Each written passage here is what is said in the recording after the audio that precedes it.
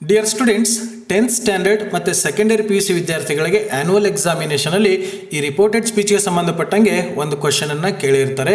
10th ಸ್ಟ್ಯಾಂಡರ್ಡ್ಗೆ 1 marks question ಆಗಿ ಕೇಳಿದರೆ secondary PUC ವಿದ್ಯಾರ್ಥಿಗಳಿಗೆ 5 ಮಾರ್ಕ್ಸ್ ಕ್ವಶನ್ ಆಗಿ ಇದನ್ನು ಕೇಳಿರ್ತಾರೆ. ಆದರೆ ತುಂಬ ಜನ ವಿದ್ಯಾರ್ಥಿಗಳು ಎಕ್ಸಾಮಿನೇಷನಲ್ಲಿ ಈ ರಿಪೋರ್ಟೆಡ್ ಸ್ಪೀಚ್ಗೆ ಸಂಬಂಧಪಟ್ಟಂಗೆ ಮಾರ್ಕ್ಸನ್ನು ಕಳ್ಕೊಂಡ್ಬಿಟ್ಟಿರ್ತಾರೆ. ಯಾಕೆ ಈ ಥರ ಆಗುತ್ತೆ?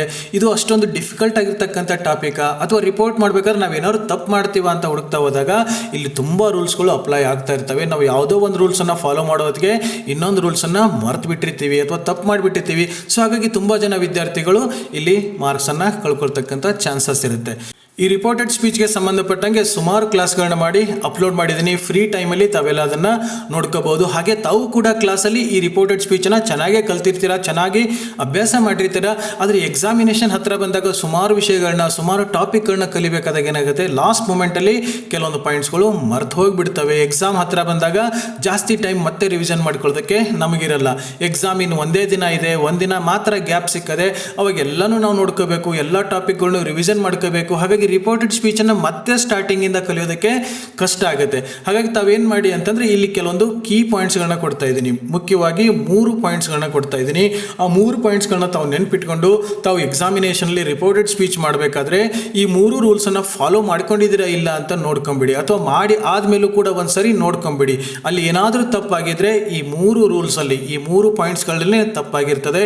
ಇದು ಸರಿಯಾಗಿತ್ತು ಅಂತಂದರೆ ಹೆಚ್ಚಿನ ಪಕ್ಷದಲ್ಲಿ ತಮ್ಮ ಆನ್ಸರ್ ಕರೆಕ್ಟಾಗೇ ಇರ್ತದೆ, ಈಸಿಯಾಗಿ ಮಾರ್ಕ್ಸ್ ಸಿಕ್ಕೇ ಸಿಗುತ್ತೆ ಅಂತ ಹೇಳ್ತಾ, ಆ 3 ಕೀ ಪಾಯಿಂಟ್ಸ್ಗಳು ಯಾವುದು ಅಂತಂದರೆ, ಮೊದಲನೇದು ರಿಪೋರ್ಟಿಂಗ್ ವರ್ಬ್. ಈ ರಿಪೋರ್ಟಿಂಗ್ ವರ್ಬನ್ನು ಬಳಸುವಾಗಲೂ ಕೂಡ ನಾವು ತಪ್ಪು ಮಾಡಿದರೆ ನಮಗೆ ಮಾರ್ಕ್ಸ್ ಕಟ್ ಆಗುತ್ತೆ. ಆದರೆ 10th ಸ್ಟ್ಯಾಂಡರ್ಡ್ ಮಕ್ಕಳಿಗೆ ಈ ಸಮಸ್ಯೆ ಇಲ್ಲ. 10th ಸ್ಟ್ಯಾಂಡರ್ಡ್ ಮಕ್ಕಳಿಗೆ ಆಲ್ರೆಡಿ ಅವರು ರಿಪೋರ್ಟಿಂಗ್ ವರ್ಬನ್ನು ಬಳಸಿರ್ತಾರೆ. ಅದ್ರ ಮುಂದೆ ಇರ್ತಕ್ಕಂಥ ಸೆಂಟೆನ್ಸನ್ನು ಮಾತ್ರ ರಿಪೋರ್ಟ್ ಮಾಡಬೇಕಾಗಿರ್ತದೆ. ಆದರೆ ಸೆಕೆಂಡರಿ PUC ವಿದ್ಯಾರ್ಥಿಗಳು ಈ ರಿಪೋರ್ಟಿಂಗ್ ವರ್ಬನ್ನು ಬಳಸಲೇಬೇಕಾಗತ್ತೆ. ಹಾಗಾಗಿ ಸರಿಯಾಗಿರ್ತಕ್ಕಂಥ ರಿಪೋರ್ಟಿಂಗ್ ವರ್ಬನ್ನು ಬಳಸಬೇಕು.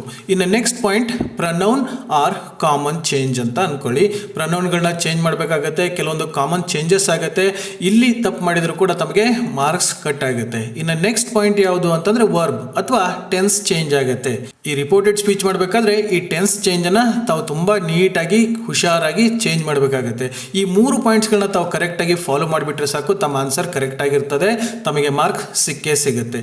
ಈ ಎಲ್ಲ ವಿಷಯಗಳ ಬಗ್ಗೆ ಆಲ್ರೆಡಿ ತುಂಬ ಡಿಟೇಲ್ಡ್ ಆಗಿರ್ತಕ್ಕಂಥ ಕ್ಲಾಸ್ ಮಾಡಿರೋದ್ರಿಂದ ಇಲ್ಲಿ ಶಾರ್ಟ್ ಆಗಿ ಇದಕ್ಕೆ ಸಂಬಂಧಪಟ್ಟಂಗೆ ಏನೇನು ನೆನ್ಪಿಟ್ಕೋಬೇಕು ಅನ್ನೋದನ್ನು ಮಾತ್ರ ಇವಾಗ ಒಂದೊಂದೇ ಪಾಯಿಂಟ್ ವೈಸ್ ನೋಡ್ತಾ ಹೋಗೋಣ. ಮೊದಲನೇ ಪಾಯಿಂಟ್, ರಿಪೋರ್ಟಿಂಗ್ ವರ್ಬ್. ಈ ರಿಪೋರ್ಟೆಡ್ ಸ್ಪೀಚ್ ಕ್ವಶನ್ಗೆ ಆನ್ಸರ್ ಮಾಡುವಾಗ ತಾವು ಕರೆಕ್ಟ್ ಆಗಿರ್ತಕ್ಕಂಥ ರಿಪೋರ್ಟಿಂಗ್ ವರ್ಬನ್ನೇ ಬಳಸಬೇಕು. ಇಲ್ಲಿ ಕೂಡ ತಪ್ಪು ಮಾಡಿದರೆ ತಮ್ಮ ಹೋಲ್ ಆನ್ಸರ್ ತಪ್ಪಾಗಿರ್ತದೆ, ಅಲ್ಲಿಯೂ ಕೂಡ ತಮಗೆ ಮಾರ್ಕ್ಸ್ ಕಟ್ ಆಗುತ್ತೆ. ಈ ರಿಪೋರ್ಟಿಂಗ್ ವರ್ಬ್ಸ್ ತುಂಬ ಇರೋದ್ರಿಂದ ಅವುಗಳಲ್ಲಿ ನಾವು ಯಾವುದನ್ನು ಬಳಸಬೇಕು ಅಥವಾ ಯಾವುದನ್ನು ಬಳಸಿದರೆ ನಮ್ಮ ಆನ್ಸರ್ ಕರೆಕ್ಟ್ ಆಗಿರ್ತದೆ ಅಂತ ಕನ್ಫ್ಯೂಷನ್ ಆಗಬಹುದು. ಈ ರಿಪೋರ್ಟಿಂಗ್ ವರ್ಬನ್ನು ನಾವು ಹೇಗೆ ಡಿಸೈಡ್ ಮಾಡ್ತೀವಿ ಅಂದರೆ, ಅಲ್ಲಿ ಕೊಟ್ಟಿರ್ತಕ್ಕಂಥ ಸೆಂಟೆನ್ಸ್ ಏನಿದೆ ರಿಪೋರ್ಟ್ ಮಾಡೋದಕ್ಕೆ, ಆ ಸೆಂಟೆನ್ಸನ್ನು ಅರ್ಥ ಮಾಡ್ಕೊಂಡಾಗ ಗೊತ್ತಾಗುತ್ತೆ ನಾವು ಇಲ್ಲಿ ಯಾವ ರಿಪೋರ್ಟಿಂಗ್ ವರ್ಬನ್ನು ಬಳಸಬೇಕು ಅಂತ. ಇಲ್ಲಿ ತುಂಬ ಇರೋದ್ರಿಂದ ನಾವೀಗ ಕೇವಲ ಎಕ್ಸಾಮಿನೇಷನ್ ಪರ್ಪಸ್ ಆಗಿ ಮಾತ್ರ ಈ ಕ್ಲಾಸ್ ಮಾಡ್ತಾ ಇರೋದು. ಮುಖ್ಯವಾಗಿರ್ತಕ್ಕಂಥವ್ರು ಮಾತ್ರ ಹೇಳ್ತೀನಿ. ತಮಗೆ ಎಕ್ಸಾಮಿನೇಷನ್ ಅಟೆಂಡ್ ಮಾಡೋದಕ್ಕೆ ಇಷ್ಟು ಸಾಕು ಅಂತ ಅನ್ಕೋತೀನಿ. ಇಲ್ಲಿ ಕೆಲವೊಂದು ಇದಾವೆ ನೋಡಿ, ಸೇಡ್, ಟೋಲ್ಡ್ ಅಂತ ಇದೆ. ತಮಗಿದು ಆಲ್ರೆಡಿ ಬಳಸಿ ಅಭ್ಯಾಸ ಆಗಿರ್ತದೆ. ಸೇಡ್ ದ್ಯಾಟ್ ಅಂತ ಹೇಳ್ತೀವಿ. ಯಾರೋ ಒಬ್ರು ಹೇಳ್ತಾನೆ, ರಾಜು ಹೇಳ್ತಾನೆ ಐ ಆಮ್ ಎ ಟೀಚರ್ ಅಂತ. ನೀವು ರಿಪೋರ್ಟ್ ಮಾಡ್ಬೇಕಾದ್ರೆ ಏನು ಹೇಳ್ತೀರಾ? ಹಿ seed that he was A teacher ಅಂತ ಹೇಳ್ತೀರಾ. ಇನ್ನು ಟೋಲ್ಡ್ ಅಂತ ಇದೆ. ಕೆಲವೊಂದು ವಿದ್ಯಾರ್ಥಿಗಳಿಗೆ ಇದು ಕನ್ಫ್ಯೂಸ್ ಆಗುತ್ತೆ. ಸೇಡ್ ಅಂತ ಬಳಸಬೇಕಾ ಅಥವಾ ಟೋಲ್ಡ್ ಅಂತ ಬಳಸಬೇಕಾ? ಎರಡು ಒಂದೇ ಮೀನಿಂಗ್ ಕೊಡ್ತಾವಲ್ಲ, ಯಾಕೆ ಎರಡೆರಡು ಇದ್ದಾವೆ ಅಥವಾ ಅವುಗಳ ಮಧ್ಯಕ್ಕಿರೋ ಡಿಫ್ರೆನ್ಸ್ ಏನು ಅಂತ ಕೂಡ ಕೆಲವರಿಗೆ ಕನ್ಫ್ಯೂಸ್ ಆಗ್ತಾಯಿದೆ. ತುಂಬ ಬ್ರೀಫಾಗಿ ಹೇಳ್ಬಿಡ್ತೀನಿ ನೋಡಿ. ಅಲ್ಲಿ ಕೊಟ್ಟಿರ್ತಕ್ಕಂಥ ಸೆಂಟೆನ್ಸ್ ಸುಮ್ಮನೆ ಒಂದು ಸ್ಟೇಟ್ಮೆಂಟ್ ಇತ್ತು ಅಂದರೆ ಹಿ ಸೇಡ್ ದ್ಯಾಟ್ ಅಂತ ಬಳಸಿ, ಅಥವಾ ಯಾವುದಾದ್ರೂ ಒಂದು ಕೆಲಸ ಹೇಳಿದರೆ ಓಪನ್ ದ ಡೋರ್ ಅಂತ ಹೇಳಿದ್ರೆ he told to open the door ಅಂತ ಬಳಸಿ. ಬಟ್ ಇಲ್ಲಿ ಸೇಡ್ ದ್ಯಾಟ್ ಅಂತ ಹೇಳಿದಂಗೆ ಟೋಲ್ಡ್ ದ್ಯಾಟ್ ಅಂತ ಹೇಳಕ್ಕೆ ಬರಲ್ಲ. ಸೇಡ್ ಅಂತ ಹೇಳಿದಾಗ ಮುಂದೆ ಅಲ್ಲಿ ಲಿಸನರ್ ಇರಬೇಕು ಅಂತೇನಿಲ್ಲ, ಅಲ್ಲಿ ಇಲ್ಲದೆ ಇದ್ರೂ ಕೂಡ ನಡೀತದೆ. ಸ್ವಾಮಿ ವಿವೇಕಾನಂದ ಸೇಡ್ ಅಂತ ಹೇಳಿಬಿಟ್ಟು ಅವ್ರು ಹೇಳಿರ್ತಕ್ಕಂಥ ಸೆಂಟೆನ್ಸನ್ನು ಹೇಳಿಬಿಡ್ಬೋದು. ಬಟ್ ಟೋಲ್ಡ್ ಅಂತ ಬಳಸಿದಾಗ ಯಾರಿಗೆ ಹೇಳ್ತಾನೆ ಅನ್ನೋದನ್ನು ಕೂಡ ನಾವು ಅಲ್ಲಿ ಮೆನ್ಷನ್ ಮಾಡಬೇಕಾಗುತ್ತೆ, ಅಲ್ಲಿ ಲಿಸನರ್ ಇರಬೇಕಾಗುತ್ತೆ. ರಾಜು ಟೋಲ್ಡ್ ರಮೇಶ್ ದ್ಯಾಟ್ ಅಂತ ಹೇಳಬೇಕು. ರಾಜು ಟೋಲ್ಡ್ ಟು ಅಂತ ಬಳಸೋಕೆ ಹೋಗ್ಬೇಡಿ. ಸೇಡ್ ಅಂತ ಇದ್ದಾಗ ಬಳಸ್ಬೋದು. ರಾಜು ಸೆಡ್ ಟು ರಮೇಶ್ ಅಂತ ಹೇಳ್ಬೋದು. But Raju told to Ramesh ಅಂತ ಹೇಳ್ಬಾರ್ದು, ರಾಜು ಟೋಲ್ಡ್ ರಮೇಶ್. ಅಥವಾ ಟೀಚರ್ ಒಂದು ಮಗುಗೆ ಹೇಳ್ತಾರೆ ವಿಂಡೋಸ್ನ ಓಪನ್ ಮಾಡು ಅಂತ. Teacher told the student to open the window ಅಂತ ತಾವು ಮಾಡಬೇಕು. ಸೊ ಸೇಡ್ ಮತ್ತು ಟೋಲ್ಡನ್ನು ನೀಟಾಗಿ ಬಳಸಿ. ಇನ್ನು ನೆಕ್ಸ್ಟ್ ಇದೆ ನೋಡಿ, ಆಸ್ಕ್ಡ್ ಆಸ್ಕ್ಡ್ ಇಫ್ ಅಂತ ಇದೆ. ಇದನ್ನು ಕ್ವಶನ್ ಆಗಿದ್ದರೆ, ಅಲ್ಲಿ ಕೊಟ್ಟಿರ್ತಕ್ಕಂಥ ಸೆಂಟೆನ್ಸ್ ಕ್ವಶನ್ ಆಗಿದ್ದರೆ ನಾವು ಸೇಡ್ ಅಥವಾ ಟೋಲ್ಡ್ ಅಂತ ಬಳಸಬಾರ್ದು, ಆಸ್ಕ್ಡ್ ಅಥವಾ ಆಸ್ಕ್ಡ್ ಇಫ್ ಅಂತ ಬಳಸಬೇಕು. ತಾವು ಇದ್ರ ಬಗ್ಗೆ ತಿಳ್ಕೊಂಡಿರ್ತೀರ ಅಂತ ಅನ್ಕೋತೀನಿ. WH ಕ್ವಶನ್ ಆಗಿದ್ದರೆ ಜಸ್ಟ್ ಆಸ್ಕ್ಡ್ ಅಂತ ಬಳಸಿ, ಅಥವಾ ಅಲ್ಲಿ ಕೊಟ್ಟಿರ್ತಕ್ಕಂಥ ಸೆಂಟೆನ್ಸ್ ಅದು ಎಸ್ ಆರ್ ನೋ ಕ್ವಶನ್ ಆಗಿತ್ತು ಅಂದರೆ ಆಸ್ಕ್ಡ್ ಇಫ್ ಅಂತ ಬರೆಸಬೇಕು. ಟೀಚರ್ ಕೇಳ್ತಾರೆ what is your name, where is your house ಅಂತ ಕೇಳಿದಾಗ ಅದು WH ಕ್ವಶನ್ ಆಗಿರ್ತದೆ, ಟೀಚರ್ ಆಸ್ಕ್ಡ್ ಅಂತ ಬಳಸಿಬಿಡಿ. ಆಸ್ಕ್ಡ್ ಇಫ್ ಅಂತ ಯಾವಾಗ ಬಳಸಬೇಕು, ಅಲ್ಲಿ ಕೊಟ್ಟಿರ್ತಕ್ಕಂಥ question yes or no question ಆಗಿದ್ರೆ, ಆರ್ ಯು ಹ್ಯಾಪಿ ಅಂತ ನಾನು ಕೇಳಿದರೆ sir asked me if I was happy, if ಅಂತ ಬಳಸಬೇಕಾಗುತ್ತೆ ಎಸ್ ಆರ್ ನೋ ಕ್ವಶನ್ ಇದ್ರೆ. ಹಾಗೇನೆ ರಿಪ್ಲೈಡ್ ಅನ್ನುವಂಥ ರಿಪೋರ್ಟಿಂಗ್ ವರ್ಬ್ ಅನ್ನು ಕೂಡ ಬಳಸ್ತೀವಿ. ಯಾವಾಗ ಇದನ್ನು ಬಳಸಬೇಕು ಅಂದರೆ ಅಲ್ಲಿ ಕಾನ್ವರ್ಜೇಷನ್ ಕೊಟ್ಟಿರ್ತಾರೆ, ಎಸ್ಪೆಷಲಿ ಇದು ಸೆಕೆಂಡರಿ PUC ವಿದ್ಯಾರ್ಥಿಗಳಿಗೆ ಯೂಸ್ ಆಗುತ್ತೆ. ಅಲ್ಲಿ ಯಾರೋ ಒಂದು ಕ್ವಶನ್ ಅನ್ನು ಕೊಟ್ಟಿರ್ತಾನೆ, ಆ ಕ್ವಶನ್ಗೆ ಇನ್ನೊಬ್ಬ ಆನ್ಸರ್ ಮಾಡಿರ್ತಾನಲ್ಲ, ಅವನ ಆನ್ಸರ್ ಹೇಳಬೇಕಾದ್ರೆ ನಾವು ಹಿ ಸೇಡ್ ದ್ಯಾಟ್ ಅಂತ ಹೇಳಬಾರ್ದು, ಹಿ ರಿಪ್ಲೈಡ್ ದ್ಯಾಟ್ ಅಂತ ಹೇಳ್ಬಿಟ್ಟು ಅವನು ಏನು ಆನ್ಸರ್ ಹೇಳ್ತಾನೆ ಅಂತ ನಾವು ಬಳಸಬೇಕು. ಇನ್ನು ನೆಕ್ಸ್ಟು ರಿಕ್ವೆಸ್ಟ್ ಅಥವಾ ಆರ್ಡರ್ ಆಗಿದ್ರೆ, ಅಲ್ಲಿ ಕೊಟ್ಟಿರ್ತಕ್ಕಂಥ ಸೆಂಟೆನ್ಸ್ ರಿಕ್ವೆಸ್ಟ್ ಆಗಿದ್ರೆ ಹಿ ರಿಕ್ವೆಸ್ಟೆಡ್ ರಾಜು ಟು ಅಂತ ಮುಂದೆ ನಾವು ಹೇಳ್ಬೋದು. ಅಥವಾ ಏನಾದರೂ ಆರ್ಡರ್ ಇತ್ತು ಅಂದರೆ ಹಿ ಆರ್ಡರ್ಡ್ ರಾಜು ಟು ಅಂತ ಹೇಳ್ಬಿಟ್ಟು ನಾವು ಆರ್ಡರನ್ನು ಅಲ್ಲಿ ಬಳಸಬೇಕು. ಈ ವೈಟ್ ಕಲರ್ ಕೊಟ್ಟಿರ್ತಕ್ಕಂಥ ಈ ರಿಪೋರ್ಟಿಂಗ್ ವರ್ಬ್ಸನ್ನು ಅಟ್ಲೀಸ್ಟ್ ಇಷ್ಟಾದರೂ ಕೂಡ ತಾವು ನೆನ್ಪಿಟ್ಕೊಂಡ್ರೆ ಎಕ್ಸಾಮಲ್ಲಿ ಯೂಸ್ ಆಗುತ್ತೆ. ಇನ್ನು ಕೆಳಗಡೆ ಕೂಡ ಯೆಲ್ಲೋ ಕಲರ್ಲಿ ಕೊಟ್ಟಿದೆ ನೋಡಿ, ಕಾಂಪ್ಲಿಮೆಂಟೆಡ್, ಏನಾದ್ರು ಕಾಂಪ್ಲಿಮೆಂಟ್ ಇತ್ತು ಅಲ್ಲಿ ಅಂತಂದರೆ, ಅಥವಾ ಇನ್ಫಾರ್ಮ್ಡ್, ಆಫರ್ಡ್, ಅಪೋಲಜೈಸ್ಡ್, ಯಾರಾದ್ರೊಬ್ರು ಐ ಆಮ್ ಸಾರಿ ಅಂತ ಕೇಳಿದರೆ ಹಿ ಅಪೋಲಜೈಸ್ಡ್ ಅಂತ ಹೇಳಬೇಕು. ಅಥವಾ ಹ್ಯಾಪಿ ಬರ್ತ್ಡೇ ಅಂತ ವಿಶ್ ಮಾಡಿದರೆ he wished me a happy birthday ಅಂತ ಹೇಳ್ಬೋದು. ಗ್ರೀಟೆಡ್, ಅಲ್ಲಿ ಗುಡ್ ಮಾರ್ನಿಂಗ್ ಅಂತ ಇತ್ತು, ಗುಡ್ ಈವ್ನಿಂಗ್ ಅಂತ ಏನಾದರೂ ಇತ್ತು ಅಂದರೆ ಹಿ ಸೇಡ್ ಗುಡ್ ಮಾರ್ನಿಂಗ್ ಅಂತೆಲ್ಲ ಬರಿಬಾರ್ದು, ಹಿ ಗ್ರೀಟೆಡ್ ಅಂತ ಬರಿಬೇಕು. ವೆಲ್ಕಮ್ ಮಾಡಿದರೆ ವೆಲ್ಕಮ್ಡ್ ಅಂತ ಹೇಳ್ಬೋದು. ಅಗ್ರೀಡ್, ಡಿಸ್ಅಗ್ರೀಡ್, ಈ ಥರ ತುಂಬ ರಿಪೋರ್ಟಿಂಗ್ ವರ್ಬ್ಸ್ಗಳು ಇರ್ತವೆ. ತಾವು ಆ ಸೆಂಟೆನ್ಸ್ ಅನ್ನು ನೋಡಿಬಿಟ್ಟು ಕರೆಕ್ಟ್ ಆಗಿರ್ತಕ್ಕಂಥ ರಿಪೋರ್ಟಿಂಗ್ ವರ್ಬ್ ಅನ್ನ ಬಳಸಬೇಕು. At least said that, told, asked if, replied, requested to, ordered to, ಇವನಾದ್ರೂ ನೆನ್ಪಿಟ್ಕೊಂಡ್ರೆ ತಮಗೆ ಎಕ್ಸಾಮಿನೇಷನ್ಲಿ ತುಂಬಾ ಈಸಿಯಾಗಿ ಆನ್ಸರ್ ಮಾಡೋದಕ್ಕೆ ಅನುಕೂಲ ಆಗುತ್ತೆ. ಇನ್ನು second point, pronoun are common changes. ತಾವು ರಿಪೋರ್ಟೆಡ್ ಸ್ಪೀಚ್ಗೆ ಆನ್ಸರ್ ಮಾಡುವಾಗ ಕರೆಕ್ಟ್ ಆಗಿರ್ತಕ್ಕಂಥ ರಿಪೋರ್ಟಿಂಗ್ ವರ್ಬನ್ನು ಬಳಸಿದ್ರು ಕೂಡ ಈ ಪ್ರೊನೌನನ್ನು ಅಥವಾ ಕಾಮನ್ ಚೇಂಜಸ್ಸನ್ನು ಮರೆತರೂ ಕೂಡ ತಮ್ಮ ಆನ್ಸರ್ ರಾಂಗ್ ಆಗಿರ್ತದೆ, ಅಲ್ಲೇ ಕೂಡ ತಮಗೆ ಮಾರ್ಕ್ಸ್ ಕಟ್ ಆಗುತ್ತೆ. ಈ ಕಾಮನ್ ಚೇಂಜಸ್ ತಮಗೆಲ್ಲ ಕೂಡ ನೆನಪಿರ್ತವೆ ಅಂತ ಅನ್ಕೋತೀನಿ, ತಾವೆಲ್ಲ ಓದ್ಕೊಂಡಿರ್ತೀರ. ಆದರೂ ಒಂದ್ಸರಿ ಬ್ರಷ್ ಅಪ್ ಮಾಡ್ಕೊಳ್ಳೋದಕ್ಕೆ ಎಕ್ಸಾಮ್ಗೆ ಹೋಗೋಕ್ಕಿಂತ ಮುಂಚೆ ಒಂದ್ಸರಿ ನೋಡ್ಕೊಂಡು ಹೋಗ್ಬಿಡಿ. ಹಾಗಾದರೆ ಏನೇನು ಚೇಂಜ್ ಆಗುತ್ತೆ ನೋಡಿ ಪ್ರೊನೌನಲ್ಲಿ. ಡೈರೆಕ್ಟ್ ಸ್ಪೀಚಲ್ಲಿ ಐ ಅಂತ ಏನಾದರೂ ಇದ್ದರೆ ನೀವು ಅದನ್ನು ರಿಪೋರ್ಟ್ ಮಾಡುವಾಗ ಹಿ ಅಥವಾ ಶಿ ಅಂತ ಮಾಡಬೇಕಾಗುತ್ತೆ. ಹೇಗೆ ಡಿಸೈಡ್ ಮಾಡೋದು, ಹಿ ಅಂತ ಮಾಡಬೇಕಾ ಅಥವಾ ಸಿ ಅಂತ ಮಾಡಬೇಕಂತ ಕನ್ಫ್ಯೂಸ್ ಮಾಡ್ಕೊಳ್ಳೋಕೆ ಹೋಗಬೇಡಿ. ಅಲ್ಲಿ ಐ ಅಂದರೆ ನಾನು ಅಂತ ಯಾರು ಹೇಳ್ತಾ ಇದ್ದಾರೆ ಅವನು ಮೇಲ ಫಿಮೇಲ ನೋಡ್ಕೊಂಬಿಡಿ. ಮೇಲ್ ಆಗಿದ್ರೆ ಹಿ ಅಂತ ಹೇಳಿ, ಅಥವಾ ಫಿಮೇಲ್ ಆಗಿದ್ರೆ ಶಿ ಅಂತ ಹೇಳಿ. ಈಗ ಐ ಆಮ್ ಎ ಟೀಚರ್ ಅಂತ ಹೇಳಿದ್ರೆ ಹಿ ವಾಸ್ ಎ ಟೀಚರ್ ಅಂತ ಹೇಳಿ, ಅದನ್ನೇ ಫಿಮೇಲ್ ಹೇಳಿದ್ರೆ ಸಿ ವಾಸ್ ಎ ಟೀಚರ್ ಅಂತ ಹೇಳಿ. ಮೈ ಅಂತ ಇದ್ದಿದ್ದು ಹೀಸ್ ಆರ್ ಅಥವಾ ಹರ್ ಅಂತ ಆಗುತ್ತೆ. ಮೈ ಅಂತಂದ್ರೆ ನನ್ನ, ಅವಾಗ ನಾವು ಏನು ಮಾಡಬೇಕು, ಅವ್ರು ಹಿಂಗೆ ಹೇಳಿದ್ರು ಅಂದಾಗ ಅವನ ಅಥವಾ ಅವಳ ಅಂತ ಹೇಳಬೇಕು ನಾವು. ಮೈ ನೇಮ್ ಅಂತ ಯಾರಾದರೂ ಹೇಳಿದರೆ ಹೀಸ್ ನೇಮ್ ಅಂತ ಹೇಳಬೇಕು ಮೇಲ್ ಆಗಿದ್ರೆ. ಫಿಮೇಲ್ ಆಗಿದ್ರೆ ಹರ್ ನೇಮ್ ಅಂತ ಮಾಡಿ. ಮೀ ನನಗೆ ಅಂತ ಹೇಳಿದಾಗ ಅವನಿಗೆ ಅವಳಿಗೆ ಅಂತ ನಾವು ಹೇಳಬೇಕಾಗುತ್ತೆ. ಅದಕ್ಕೆ ನಾವು ಮೀ ಅಂತಿದ್ರೆ ರಿಪೋರ್ಟ್ ಮಾಡುವಾಗ ಅದನ್ನು ಹಿಮ್ ಅಥವಾ ಹರ್ ಅಂತ ಚೇಂಜ್ ಮಾಡಬೇಕಾಗತ್ತೆ. ಮೈ ಸೆಲ್ಫ್ ಅಂತ ಅಲ್ಲಿ ಇದ್ದರೆ ಅದನ್ನು ನೀವು ಹಿಮ್ಸೆಲ್ಫ್ ಅಥವಾ ಹರ್ ಸೆಲ್ಫ್ ಅಂತ ನೀವು ಮಾಡಬೇಕು. ಇಲ್ಲಿ ಫಸ್ಟ್ ಪರ್ಸನ್ ಇದ್ದಿದ್ದನ್ನು ನಾವು ಏನು ಮಾಡ್ತೀವಿ, ಥರ್ಡ್ ಪರ್ಸನ್ ಆಗಿ ಮಾಡ್ತಾ ಇದ್ದೀವಿ ಅಷ್ಟೇ. ಅದೇ ಪ್ಲೂರಲಲ್ಲಿ ಇದ್ದರೆ ಏನಾಗುತ್ತೆ ನೋಡಿ, ವಿ ಅಂತ ಇದ್ದರೆ, ವಿ ಅಂತಂದರೆ ನಾವು ಅಂತ ಅರ್ಥ ಆಗುತ್ತೆ. ಅದನ್ನು ನೀವು ರಿಪೋರ್ಟ್ ಮಾಡಬೇಕಾದ್ರೆ ದೇ ಅಂತ ಮಾಡಬೇಕು, ಅವರು ಅಂತ ಆಗುತ್ತೆ. ಅಥವಾ ಅಲ್ಲಿ ಅವರ್ ಅಂತ ನಮ್ಮ ಅಂತಿದ್ರೆ ನೀವು ಅವರ ಅಂತ ಮಾಡಬೇಕಾಗತ್ತೆ. ಸೊ ಅವರ್ ಅಂತಿದ್ರೆ ದೇರ್ ಅಂತ ನೀವು ಮಾಡಬೇಕಾಗತ್ತೆ.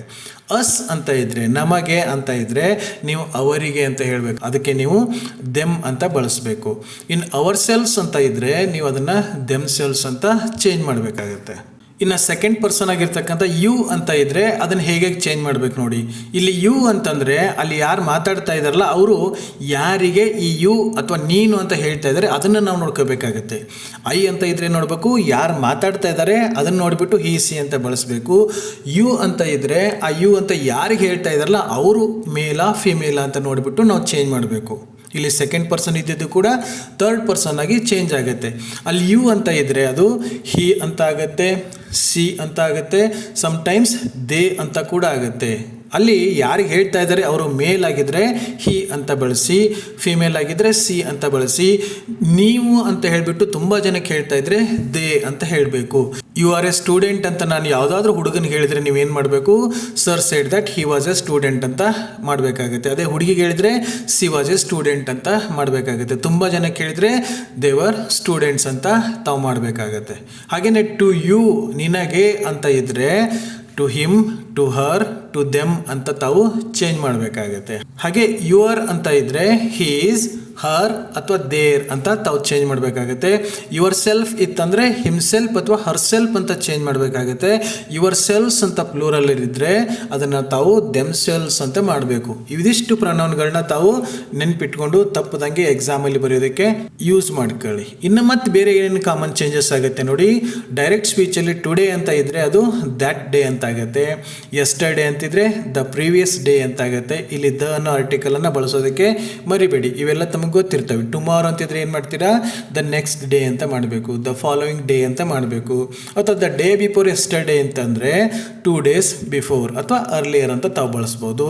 ದ ಡೇ ಆಫ್ಟರ್ ಟುಮಾರೋ ಅಂತಿದ್ರೆ ಇನ್ 2 days ಟೈಮ್ ಅಂತ ತಾವು ಹೇಳ್ಬೋದು. ಅಥವಾ ಅಲ್ಲಿ next week, next month, next year ಅಂತ ಏನಾದರೂ ಡೈರೆಕ್ಟ್ ಸ್ಪೀಚಲ್ಲಿ ಇದ್ದರೆ the following week, the following month, the following year ಅಂತ ತಾವು ಬಳಸ್ಬೋದು.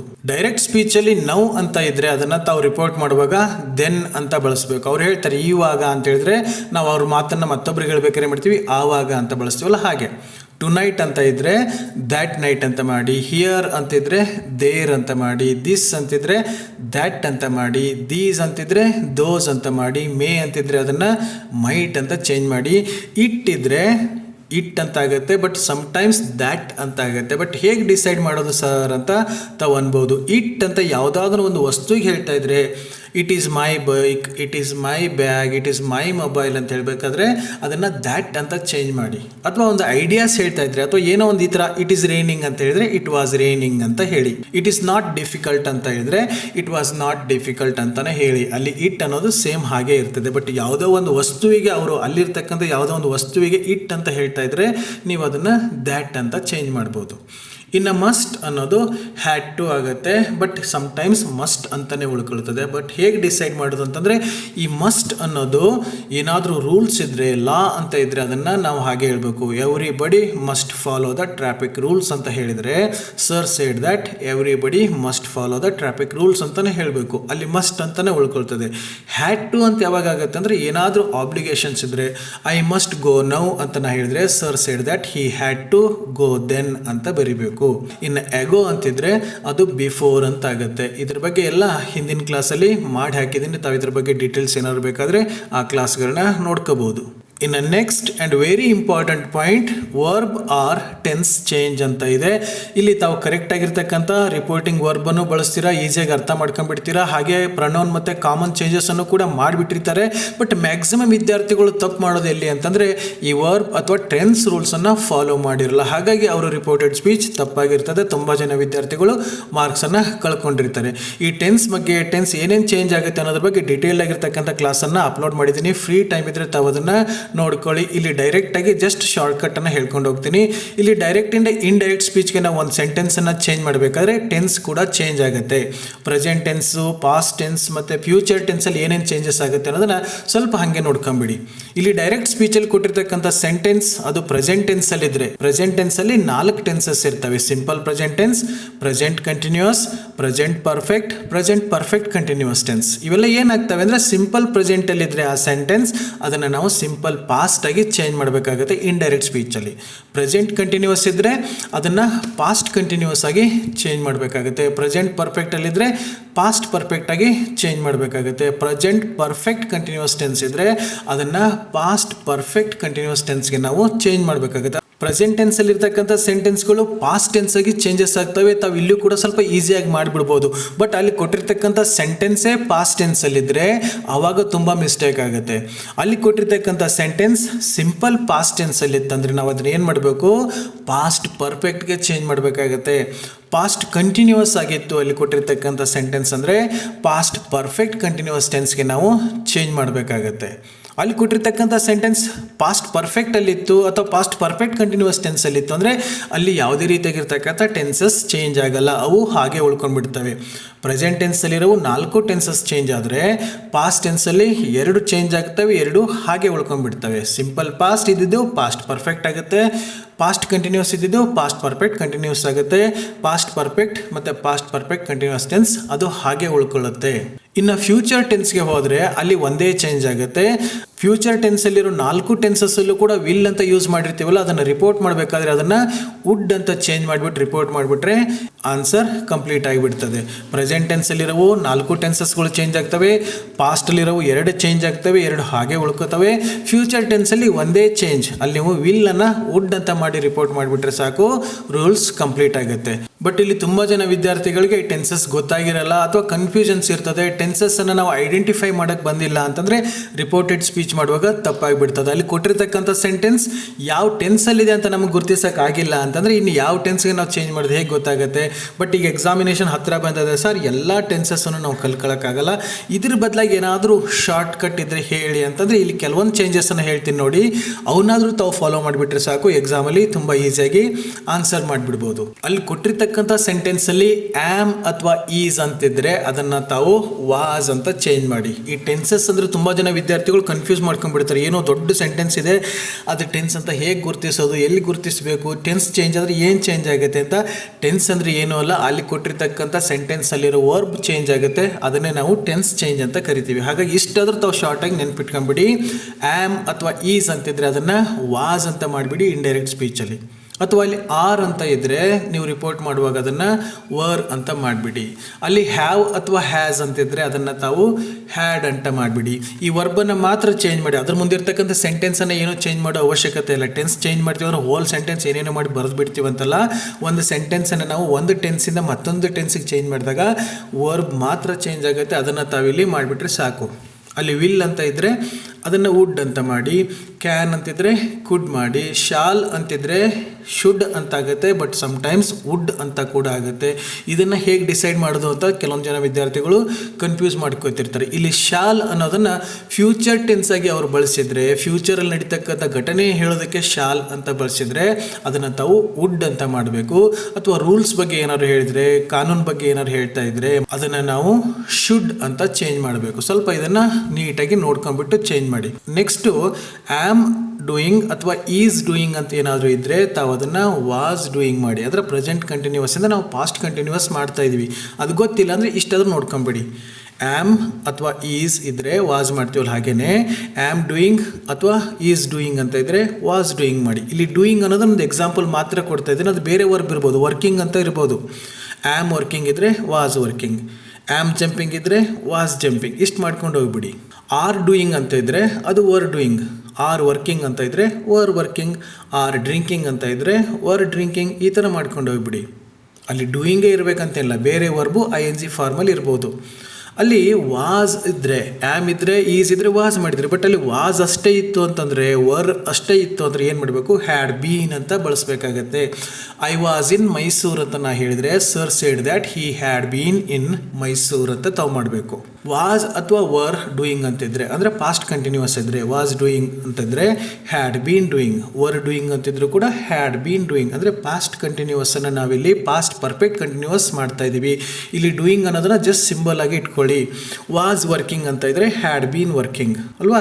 ವರ್ ಜಂಪಿಂಗ್ ಅಂತ ಇದ್ದರೆ had been jumping. Was opening ಅಂತ ಇದ್ದರೆ ಹ್ಯಾಡ್ ಬೀನ್ ಓಪನಿಂಗ್. ಇಲ್ಲಿ ಡೂಯಿಂಗ್ ಅನ್ನೋದು ಒಂದು ಎಕ್ಸಾಂಪಲ್ ಮಾತ್ರ ಅನ್ನೋದನ್ನು ತಾವು ಮರೆಯೋಕೆ ಹೋಗಬೇಡಿ. ಇನ್ನು ನೆಕ್ಸ್ಟ್ ಅಲ್ಲಿ ಕೊಟ್ಟಿರ್ತಕ್ಕಂಥ ಸೆಂಟೆನ್ಸಲ್ಲಿ ಡೂ ಅಥವಾ ಡಸ್ ಅಂತಿತ್ತಂದರೆ ಅದನ್ನು ಡಿಡ್ ಅಂತ ಮಾಡಿ, ಪಾಸ್ಟ್ಗೆ ಚೇಂಜ್ ಮಾಡಿ. ಐ ಡೋಂಟ್ ನೋ ಅಂತಿದ್ರೆ ಸಿ ಡಸಂಟ್ ನೋ ಅಂತಿದ್ರೆ ಅಲ್ಲಿ ಡಸಂಟ್ ಅಥವಾ ಡೋಂಟ್ ಅಂತ ಇದ್ದರೆ ಅದನ್ನು ಡಿಡ್ ನಾಟ್ ಅಂತ ನೀವು ಮಾಡಿ. ಅಲ್ಲಿ ಡಿಡ್ ಅಂತ ಇದ್ದರೆ ಅದನ್ನು ಏನು ಮಾಡಬೇಕು, ಹ್ಯಾಡ್ ಡನ್ ಅಂತ ಮಾಡಬೇಕು. ಯಾಕೆ ಹೀಗೆ ಮಾಡಬೇಕು ಅಂತ ಆಮೇಲೆ ಹೇಳ್ತೀನಿ. ಇಲ್ಲಿ ಡಿಡ್ ಅನ್ನೋದು ಒಂದು ಸಿಂಬಾಲಿಕ್ ಆಗಿ ನಾವು ಬಳಸ್ತಾ ಇದ್ವಿ, ಇದು ಸಿಂಪಲ್ ಪಾಸ್ಟ್ ಅಂತ. ಅಲ್ಲಿ ಡಿಡ್ ನಾಟ್ ಅಂತ ಇದ್ದರೆ ಹ್ಯಾಡ್ ನಾಟ್ ಅಂತ ಮಾಡಿ. ಐ ಡಿಡ್ ನಾಟ್ ಗೋ ಅಂತಿದ್ರೆ ಹಿ ಹ್ಯಾಡ್ ನಾಟ್ ಗಾನ್ ಅಂತ ಮಾಡಬೇಕು. I did not open the door ಅಂತ ಹೇಳಿದರೆ he had not open the door ಅಂತ ಮಾಡಬೇಕು. ಇದು ಸಿಂಬಾಲಿಕ್ ಆಗಿ ಮಾತ್ರ. ಕ್ವಶನ್ಗಳು ಬಂದಾಗ ತುಂಬ ಜನ ವಿದ್ಯಾರ್ಥಿಗಳಿಗೆ ಇದು ಯಾವ ಟೆನ್ಸಲ್ಲಿದೆ ಅಂತ ಡಿಸೈಡ್ ಮಾಡೋದಕ್ಕೆ ತುಂಬ ಕನ್ಫ್ಯೂಸ್ ಆಗುತ್ತೆ. ಯಾಕಂದರೆ ಕ್ವಶನ್ಗಳು ಮಾಡಿದಾಗ ಡೂ ಡಸ್ ಇಂಥವೆಲ್ಲ ನಾವು ಬಳಸಿರ್ತೀವಿ. ಸೊ ಹಾಗಾಗಿ ಕ್ವಶನನ್ನು ರಿಪೋರ್ಟ್ ಮಾಡುವಾಗ ಟೆನ್ಸಸ್ಸನ್ನು ಹೇಗೆ ಗುರುತಿಸಬೇಕು ಅಥವಾ ಡೂ ಡಸ್ ಇದ್ದರೆ ಸೆಂಟೆನ್ಸನ್ನು ಹೇಗೆ ಗುರುತಿಸಬೇಕು ಅಂದರೆ ಯಾವುದೋ ಒಂದು ಸೆಂಟೆನ್ಸಲ್ಲಿ ಅಥವಾ ಕ್ವಶನಲ್ಲಿ ಡೂ ಅಥವಾ ಡಸ್ ಅಂತಿದ್ರೆ, ಡೋಂಟ್ ಅಥವಾ ಡಸಂಟ್ ಅಂತ ಇದ್ದರೆ ಅದು ಸಿಂಪಲ್ ಪ್ರೆಸೆಂಟ್ ಅಂತ ತಿಳ್ಕೊಳ್ಳಿ. ಅದನ್ನು ನಾವು ಸಿಂಪಲ್ ಪಾಸ್ಟಾಗಿ ರಿಪೋರ್ಟ್ ಮಾಡಬೇಕು. ಅಥವಾ ಯಾವುದೋ ಒಂದು ಸೆಂಟೆನ್ಸಲ್ಲಿ ಡಿಡ್ ಅಂತ ಇದ್ದರೆ ಅಥವಾ ಡಿಂಟ್ ಅಂತ ಇದ್ದರೆ ಅದನ್ನು ಸಿಂಪಲ್ ಪಾಸ್ಟ್ ಅಂತ ತಿಳ್ಕೊಳ್ಳಿ. ಅದನ್ನು ನಾವು ಪಾಸ್ಟ್ ಪರ್ಫೆಕ್ಟಾಗಿ ಚೇಂಜ್ ಮಾಡಬೇಕು. ಇಲ್ಲಿ ಡೂ ಡಸ್ ಅಂತಂದರೆ ಡೂ ಡಸ್ ಅಷ್ಟೇ ಇರಬೇಕು ಅಂತ ತಿಳ್ಕೊಬೇಡಿ. ಡೂ ಅನ್ನೋ ಬದಲಾಗಿ ವರ್ಕ್ ಅಂತ ಇದ್ದರೆ, ಇದು ಸಿಂಬಾಲಿಕ್ ಆಗಿ ಮಾತ್ರ ಹೇಳ್ತಾ ಇದ್ದೀನಿ, ವರ್ಕ್ ಅಂತಿದ್ರೆ ಅದನ್ನು ವರ್ಕ್ಡ್ ಅಂತ ಮಾಡಿ ಅಲ್ವಾ. ಡ್ರಿಂಕ್ ಅಂತ ಇದ್ರೆ ಅದನ್ನು ಡ್ರ್ಯಾಂಕ್ ಅಂತ ಮಾಡಿ. ಡಿಡ್ ಅಂತ ಇದೆಯಲ್ಲ ಅದ್ರ ಬದಲಾಗಿ ಅಲ್ಲಿ ವರ್ಕ್ಡ್ ಅಂತ ಇದ್ರೆ ಹ್ಯಾಡ್ ವರ್ಕ್ಡ್ ಅಂತ ನಾವು ಮಾಡಬೇಕು. ಡಿಡ್ ನಾಟ್ ವರ್ಕ್ ಅಂತ ಇದ್ರೆ ಹ್ಯಾಡ್ ನಾಟ್ ವರ್ಕ್ಡ್ ಅಂತ ಮಾಡಬೇಕು. ಸೊ ಇದನ್ನು ತಾವು ಚೇಂಜ್ ಮಾಡೋದಕ್ಕೆ ಮರೆಯೋಕ್ಕೆ ಹೋಗಬೇಡಿ. ಇನ್ನೊಂದು ಮುಖ್ಯವಾಗಿರ್ತಕ್ಕಂಥ ವಿಷಯನ ಗಮನಿಸಿ. ಇಲ್ಲಿ ಡೋಂಟ್ ಅಂತ ಇದ್ರೆ ಡಿಡ್ ನಾಟ್ ಅಂತ ನಾವು ಮಾಡಿ ಅಂತ ಹೇಳಿದೆ. ಬಟ್ ಕೆಲವೊಂದು ಸೆಂಟೆನ್ಸ್ ಸ್ಟಾರ್ಟಿಂಗಲ್ಲೇ ಡೋಂಟ್ ಅಂತ ಬರ್ತದೆ ನೋಡಿ. ಯಾರಿಗಾದ್ರೂ don't go, don't open the book, don't close the door ಹಿಂಗೆಲ್ಲ ಹೇಳಿದಾಗ did not close the door ಈ ಥರ ಮಾಡೋಕ್ಕೆ ಹೋಗಬೇಡಿ. ಸ್ಟಾರ್ಟಿಂಗಲ್ಲೇ ಡೋಂಟ್ ಅಂತಿದ್ರೆ ಅದನ್ನ ಏನು ಮಾಡಬೇಕು, ನಾಟ್ ಟು ಅಂತ ನಾವು ಚೇಂಜ್ ಮಾಡ್ಕೋಬೇಕು. ಇಲ್ಲೊಂದು ಎಕ್ಸಾಂಪಲ್ ಇದೆ ನೋಡಿ. ಸರ್ ಏನಾದರೂ ಡೋಂಟ್ ಓಪನ್ ಅಂತ ಹೇಳಿದರೆ ನೀವು ಅದನ್ನು ಹೇಗೆ ಮಾಡಬೇಕು, sir told not to open. ಯಾರೋ ರಾಜುಗೆ ಹೇಳ್ತಾರೆ ಅಂತ ತಿಳ್ಕೊಳ್ಳಿ, ಡೋಂಟ್ ಓಪನ್ ಯುವರ್ ಬುಕ್ಸ್ ಅಂತ ಹೇಳ್ತಾರೆ. Sir told Raju not to open his book ಅಂತ ಮಾಡಬೇಕು. ಸ್ಟಾರ್ಟಿಂಗಲ್ಲೇ ಡೋಂಟ್ ಅಂತ ಬಂದರೆ ಅದನ್ನು ಡಿಂಟ್ ಅಂತ ಮಾಡೋಕ್ಕೆ ಹೋಗಬೇಡಿ, ನಾಟ್ ಟು ಅಂತ ಮಾಡಿಬಿಟ್ಟು ರಿಪೋರ್ಟ್ ಮಾಡಿ. ಈ 3 ಪಾಯಿಂಟ್ಸ್ಗಳನ್ನ ತಾವು ನೀಟಾಗಿ ನೆನ್ಪಿಟ್ಕೊಂಡು ಒಂದು ರಿಪೋರ್ಟೆಡ್ ಸ್ಪೀಚ್ ಕ್ವಶನ್ಗೆ ಆನ್ಸರ್ ಮಾಡುವಾಗ ಈ ಎಲ್ಲ ರೂಲ್ಸನ್ನು ಫಾಲೋ ಮಾಡಿಬಿಟ್ರೆ ತಮ್ಮ ಆನ್ಸರ್ ಕರೆಕ್ಟಾಗಿರ್ತದೆ ಅಂತ ಹೇಳ್ತೀನಿ. ಈ 3 ಪಾಯಿಂಟ್ಸ್ಗಳನ್ನ ಜಸ್ಟ್ ನೆನ್ಪು ಮಾಡ್ಕೊಳ್ಳೋದಕ್ಕೆ, ಬ್ರಷ್ ಅಪ್ ಮಾಡ್ಕೊಳ್ಳೋದಕ್ಕೆ ಮಾತ್ರ ಹೇಳಿದ್ದೀನಿ. ಇದ್ರ ಬಗ್ಗೆ ತಮಗೆ ಏನಾದ್ರು ಡೌಟ್ಸ್ ಇತ್ತು ಅಂದರೆ ಈ ಎಲ್ಲ ಟಾಪಿಕ್ ಬಗ್ಗೆ ಡೀಟೇಲ್ಸ್ ಆಗಿರ್ತಕ್ಕಂಥ ಕ್ಲಾಸಸ್ನ ಮಾಡಿ ಅಪ್ಲೋಡ್ ಮಾಡಿದ್ದೀನಿ. ತಾವು ಫ್ರೀ ಟೈಮ್ ಇದ್ದಾಗ ಅದನ್ನೆಲ್ಲ ನೋಡ್ಕೊಳ್ಳಿ ಅಂತ ಹೇಳ್ತಾ, ಈ 3 ರೂಲ್ಸನ್ನು ಫಾಲೋ ಮಾಡಿದಾಗೂ ಕೂಡ ಕೆಲವೊಂದು ವಿದ್ಯಾರ್ಥಿಗಳು ಮಾರ್ಕ್ಸ್ ಕಳ್ಕೊತಾರೆ ಅಥವಾ ನೀವು ಬರೆದಿರ್ತಕ್ಕಂಥ ಆನ್ಸರ್ ತಪ್ಪಾಗಿರ್ತದೆ. ಕೆಲವೊಂದು ಮೈನರ್ ತಪ್ಪುಗಳು ಕೂಡ ಇಲ್ಲಿ ಮಾರ್ಕ್ಸ್ ಕಟ್ ಮಾಡೋದಕ್ಕೆ ಕಾರಣ ಆಗಿರ್ತದೆ. ಯಾವುದು ಅಂತಂದರೆ ಅಲ್ಲಿ ಡೈರೆಕ್ಟ್ ಸ್ಪೀಚಲ್ಲಿ ಕೊಟ್ಟಿರ್ತಕ್ಕಂಥ ಸೆಂಟೆನ್ಸ್ಗೆ ಡಬಲ್ ಇನ್ವರ್ಟೆಡ್ ಕಾಮ ಹಾಕಿರ್ತಾರೆ. ತಾವು ರಿಪೋರ್ಟೆಡ್ ಸ್ಪೀಚ್ ಮಾಡ್ತೀರಾ, ಮಾಡಿ ಆದಮೇಲೂ ಕೂಡ ಮತ್ತೆ ನೀವು ಡಬಲ್ ಇನ್ವರ್ಟೆಡ್ ಕಾಮ ಹಾಕಿದರೆ ಅದು ರಾಂಗ್ ಆಗುತ್ತೆ. ಅಥವಾ ಯಾವುದೋ ಒಂದು ಕ್ವಶನನ್ನು ರಿಪೋರ್ಟೆಡ್ ಸ್ಪೀಚ್ ಮಾಡಿರ್ತೀರಾ, ಆ ಕ್ವಶನನ್ನು ಇಂಡೈರೆಕ್ಟ್ ಕ್ವಶನ್ ಆಗಿ ರಿಪೋರ್ಟ್ ಮಾಡಿರ್ತೀರಾ, ಆ ರಿಪೋರ್ಟೆಡ್ ಸ್ಪೀಚಲ್ಲೂ ಕೂಡ ಮತ್ತೆ ನೀವು ಕ್ವಶನ್ ಮಾರ್ಕ್ ಹಾಕಿದರೆ ತಾವು ಮಾಡಿರ್ತಕ್ಕಂಥದ್ದು ತಪ್ಪಾಗಿಬಿಡ್ತದೆ. ಸೊ ಹಾಗಾಗಿ ರೂಲ್ಸ್ನ ಫಾಲೋ ಮಾಡೋದ್ರ ಜೊತೆಗೆ ಫಂಕ್ಚುಯೇಷನ್ ಮಾರ್ಕ್ಸ್ಗಳ ಬಗ್ಗೆ ಕೂಡ ತಾವು ತುಂಬ ಕೇರ್ಫುಲ್ ಆಗಿ ಅಂತೀರಿ. ಯಾವುದೋ ಒಂದು ಸೆಂಟೆನ್ಸನ್ನು ರಿಪೋರ್ಟ್ ಮಾಡಿದಾಗ ಡಬಲ್ ಇನ್ವರ್ಟೆಡ್ ಕಾಮ ಹಾಕೋದು ಅಥವಾ ಕ್ವಶನ್ ಮಾರ್ಕನ್ನು ಹಾಕೋದನ್ನು ಮಾಡೋಕ್ಕೋಗ್ಬೇಡಿ. ಆ ತಪ್ಪು ಮಾಡಿದ್ರು ಕೂಡ ಮಾರ್ಕ್ಸನ್ನು ಕಳ್ಕೊಳ್ತೀರ ಅಂತ ಹೇಳ್ತಾ ತುಂಬ ಕೇರ್ಫುಲ್ ಆಗಿ ಈ ಕ್ವಶನ್ಗೆ ಆನ್ಸರ್ ಮಾಡಿ ತಾವು ಈಸಿಯಾಗಿ ಮಾರ್ಕ್ಸನ್ನು ತಗೊಳ್ತೀರಾ ಅಂತ ಹೇಳ್ತಾ ಈ ಕ್ಲಾಸ್ ಇಲ್ಲೇ ಮುಗಿಸೋಣ. ಇನ್ನು ನೆಕ್ಸ್ಟ್ ಕ್ಲಾಸಲ್ಲಿ ಮತ್ತೊಂದು ಟಾಪಿಕ್ ಜೊತೆಗೆ ಮತ್ತೆ ಸಿಗೋಣ. So till then take care.